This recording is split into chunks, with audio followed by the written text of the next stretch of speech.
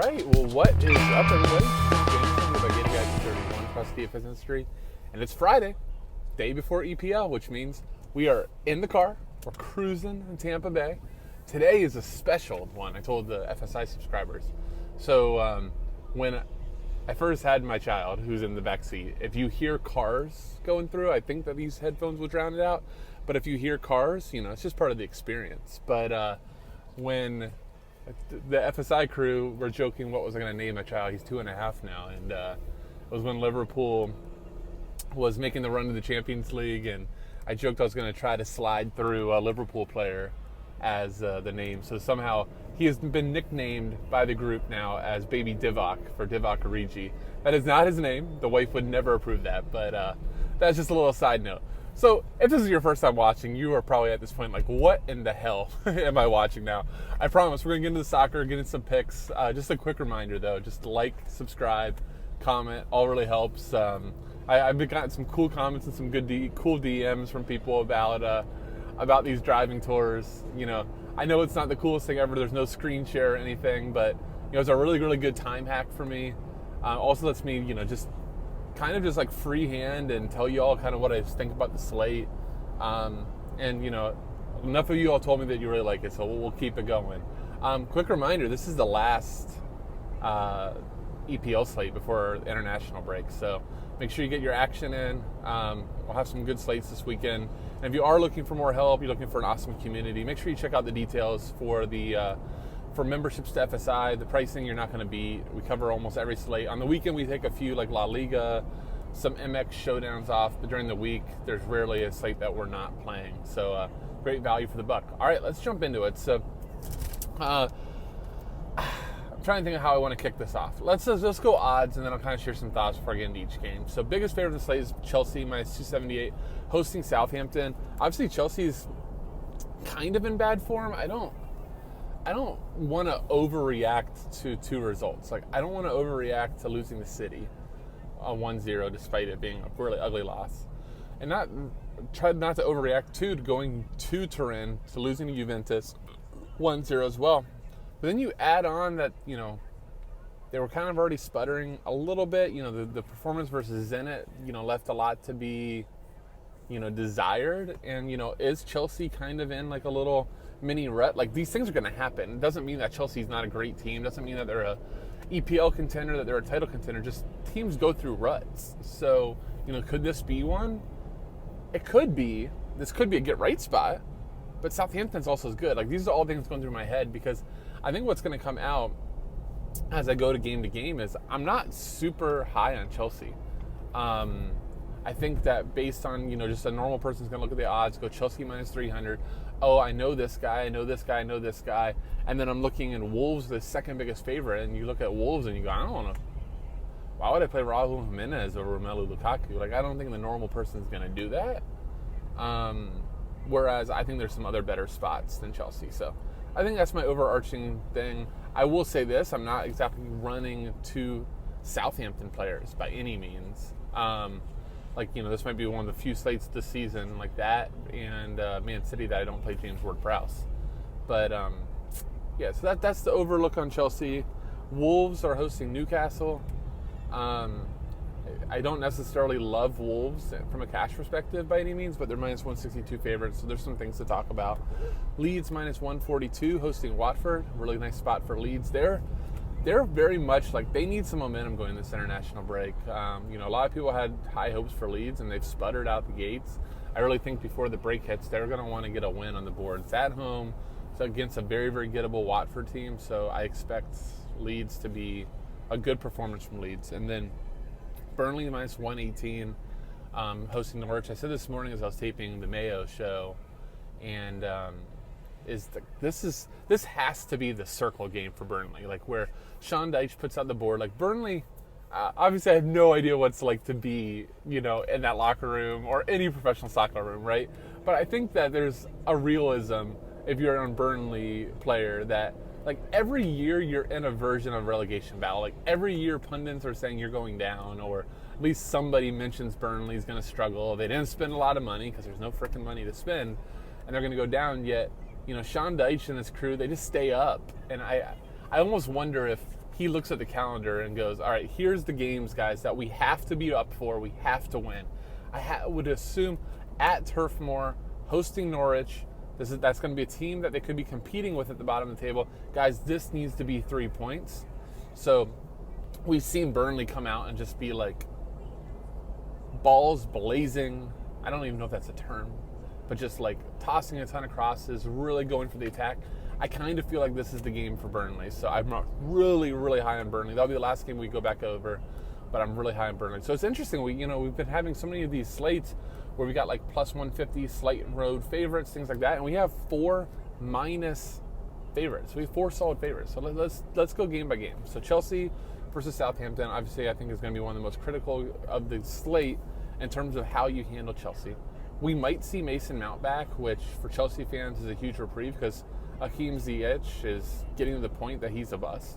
Pulisic's not going to be available. I would assume that if he was close to availability, he gets to call up for the USA squad. He's not, so I would just go ahead and assume that he's not going to be in contention. So you likely have a lineup with Lukaku up top, Kai behind him. It sounds like Mason Mount might be healthy behind there. Right wing back, you're not going to see Reece James. He's still hurt, so it's likely Azpilicueta. Could be Hudson-Odoi. And then at left wing back, either Marcos Alonso or Ben Chilwell. Whoever slides in that left wing back position, that's my preferred play and probably where I'm going to go to in cash. We saw Marcos Alonso sub off at halftime in Turin. Ben Chilwell came in and took every set piece. He had 9 crosses in 45 minutes. Took him from the left, took him from the right.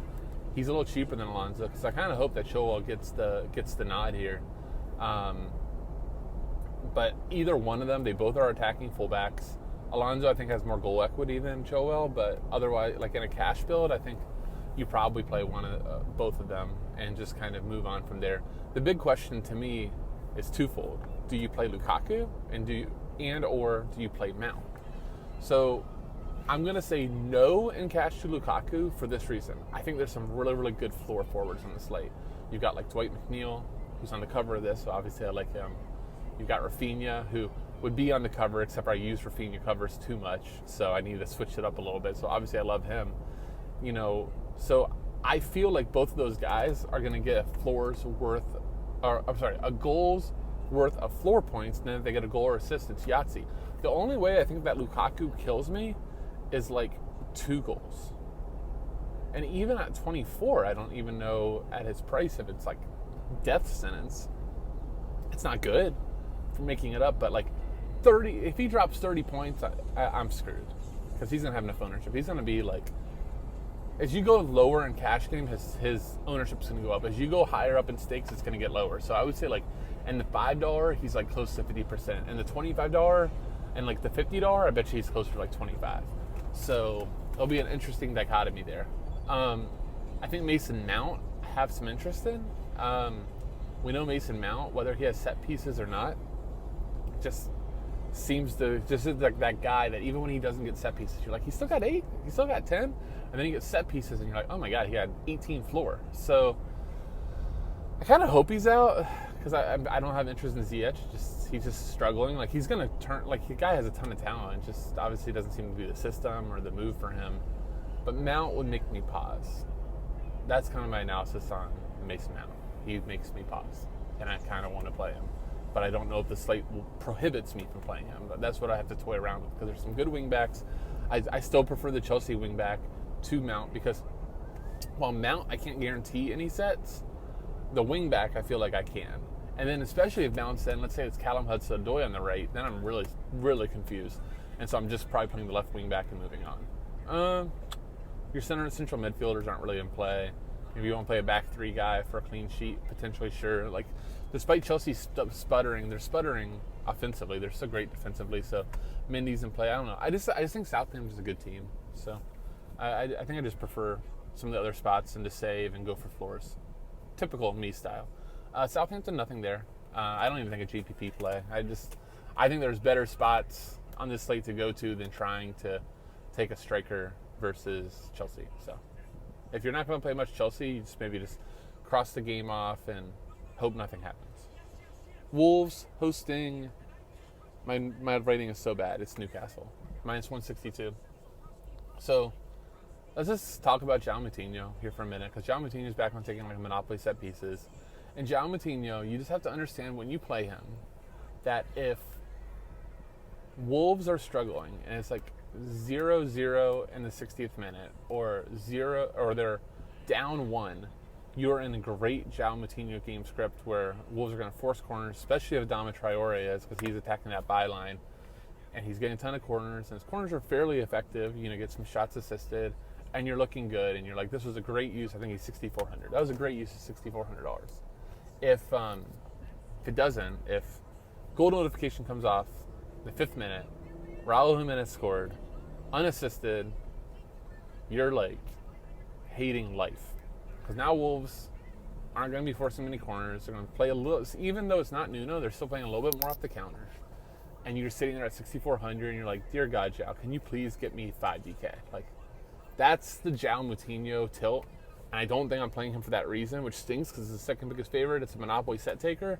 And I'm just scared to death. Like, that's any central midfielder, especially one that's more defensive, is you just, if they don't get set pieces, you just sit there and you just go, what am I hoping for? I'm just praying for a goal notification. I'm not praying that the goal notification because I think they're going to score a goal. I'm just hoping that they're on the end of an assist. And then I see he's a center back, and I go, thank God. And then you're like, hold on, assist from center back to center back? Come on. There's João Moutinho. Like, I would rather play Ashley Westwood at this point. A little bit cheaper. He's showing a little bit more open play value. I'd rather play Ashley Westwood than João Moutinho. That's kind of where I see him. Or a center or a wingback. I'd rather play Matt Ritchie on the other side than João Moutinho because I get open play value. So that's Moutinho. So if all of a sudden you don't play the set guy, the next one becomes Adama Traore, who seems to be a little bit out of favor. If he's in, he's 100% in that Rafinha McNeil territory. And probably, again, similar to getting a double-digit floor without a goal or assist, you get a goal or assist in Yahtzee. Then it's just kind of gross. Like, Marcao as a left wingback's okay, but, you'd probably rather Richie, rather have Chilwell. Or maybe you want to punt it off for salary somewhere else. Nelson Semedo on the right, okay, he might get you 7 or 8, but otherwise not really that impressive. Ruben Neves, better real-life player than DFS, good for FanDuel.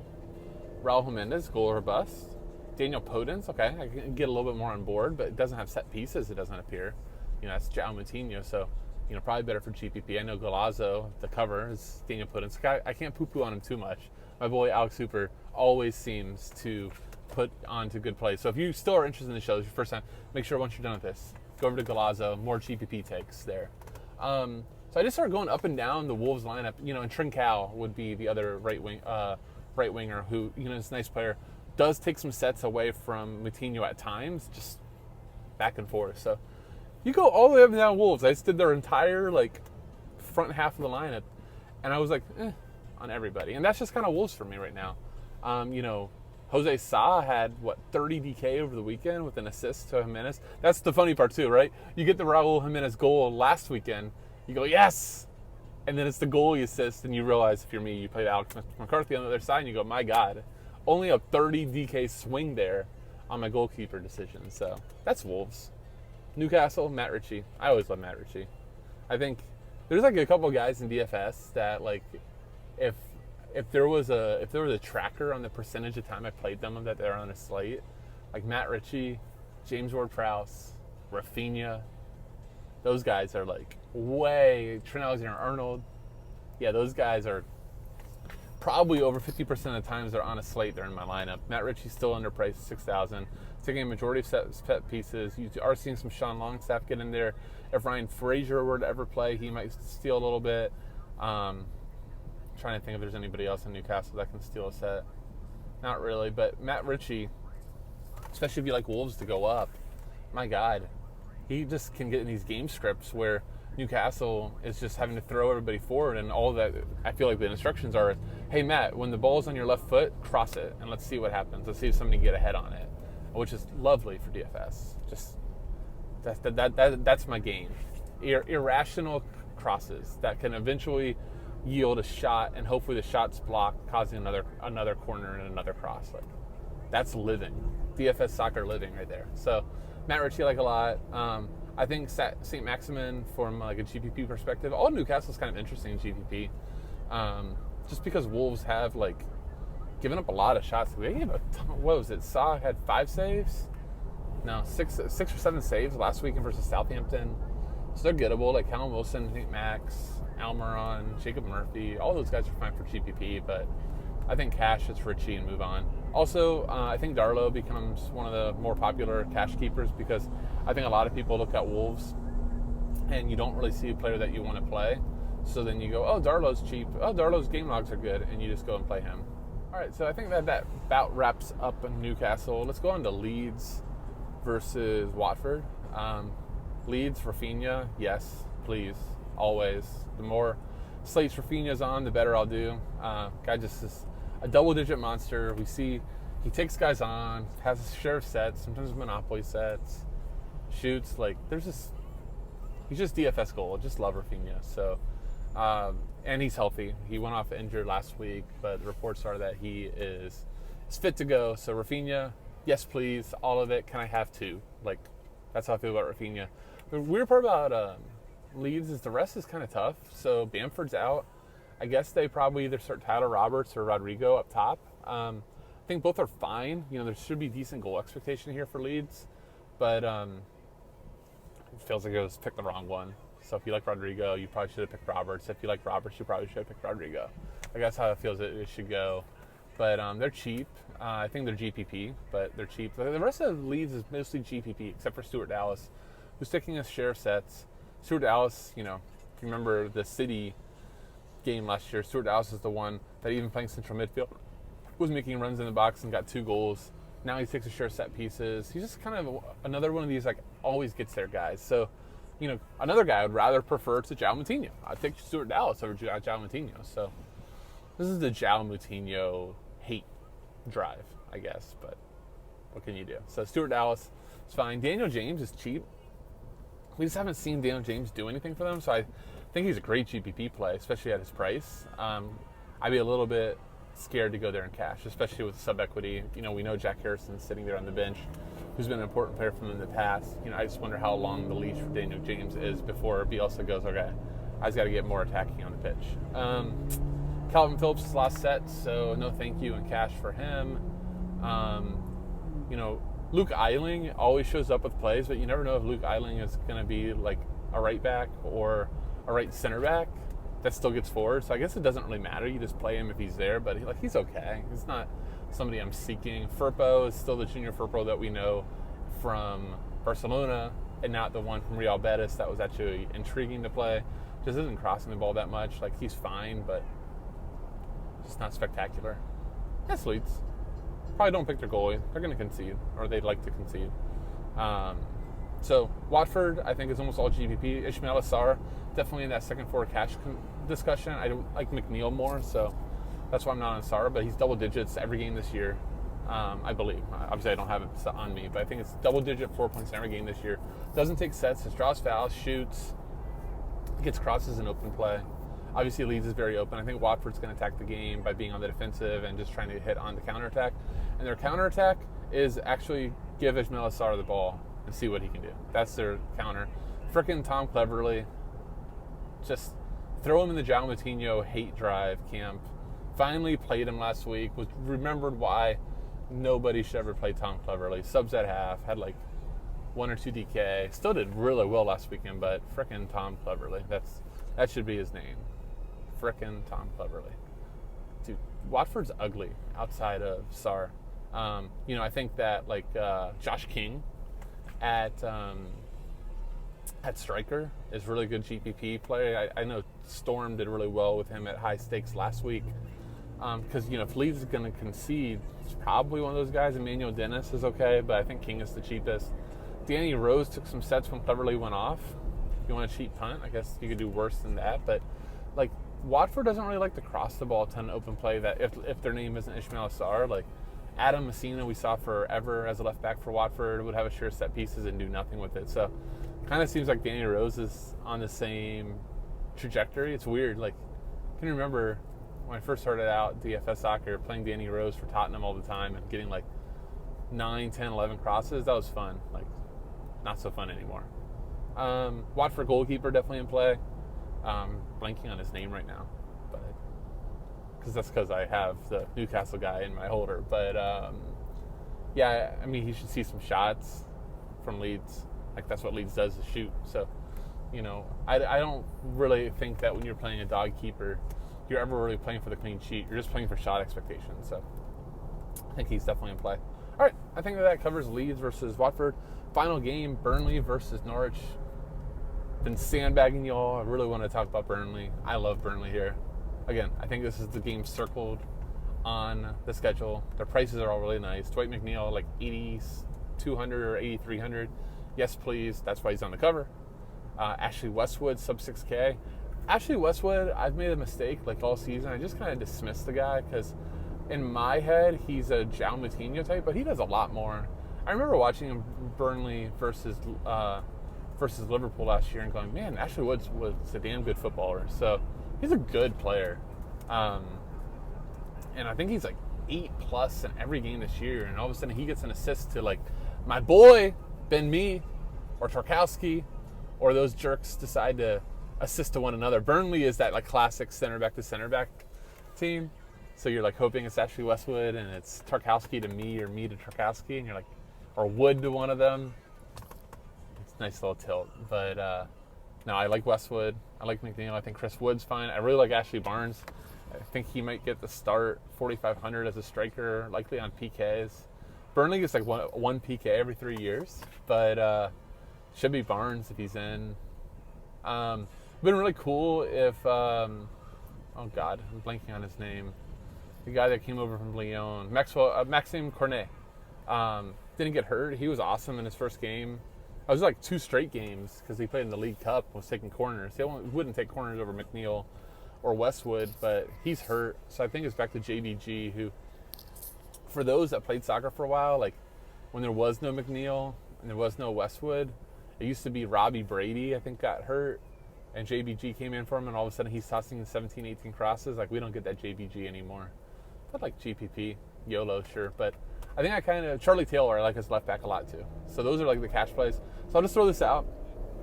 I'm a really big fan of Ben Mee and Tarkowski here. Ben Mee stuck out because he's under 3K and he won me a King of Pitch ticket. But I could really see a Burnley center back scoring this week. I think that's like my bold call, is one of the Burnley center backs. And then you could pair them with the Pope if you think there's a clean sheet, with McNeil, with Westwood. Burnley scores 2 to 3 goals.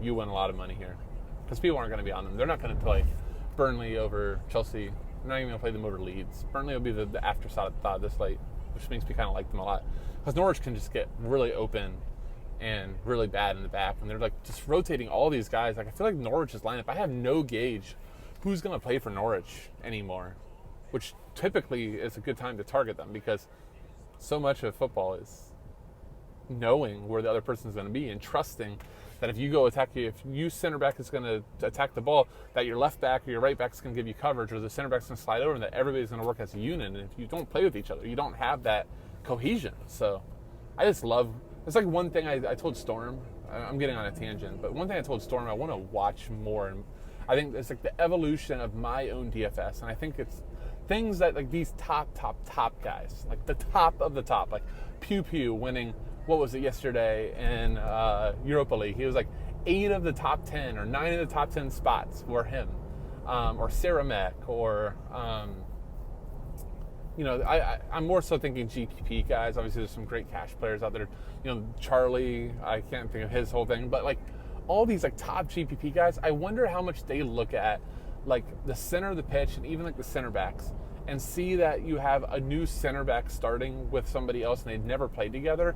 How much weight do those guys put into, maybe attacking that? Like, I feel like I say it in my head and then I start building lineups and I forget to. So just something to look at. If you see centers of the pitch, so you see new central midfielders, you see new center backs, that can be a really, really good place to target. That part of the field, gets no sort of DFS love because those aren't attractive players, but they're so important. So just a random thought. So, all that said, on the Norwich side of things, Billy Gilmore, if he's starting, is under 4K. He's been taking sets for them anytime he's in. Takes over Rashika. I can't think of those. I think it's Norman took sets for them last week. I thought it was going to be Kenny McLean, but it ended up being that Norman. But he's like 5K. Doesn't really fit that well in builds. You could always punch a ticket to the Pookie party if he's in. For GPP. Rashika is always nice. Open play value. Burnley. I'll just say this about Burnley. Despite all my love for them, Burnley's not going to control the ball. They're going to play a little bit reckless in themselves. They're going to allow shots. They're going to allow crosses. Like, that's the beauty of Burnley, is you can get a little bit of goodness on both sides. So don't be scared off by Norwich pieces. Just understand that, like, I can't really do much of a preview for Norwich right now, just because Norwich just keeps changing so much. So yeah, that's Norwich. I mean, any of the guys are in play. You see. I don't know if Cantwell's hurt. There's like some other guy that starts with like a V. I didn't know nothing about him. I know they spent some good money on him in the offseason. Like, all those guys are certainly in play. Just, right now, none are like targets for me, other than Bill Gilmore. I think that works very nicely under 4K. All right, I think that'll do it. I hope this was enjoyable. I had a little bit longer drive, so just tossing ideas out there. Hating on central midfielders with sets. Sorry, João Moutinho. I'm sure João Moutinho is watching this, and this hurts his feelings. No, it'll be a fun slate. Hope you guys enjoy this. Once again, give me a like, comment, and subscribe if you all enjoy this, and wish you all the best of luck. With that, I'll say, see you.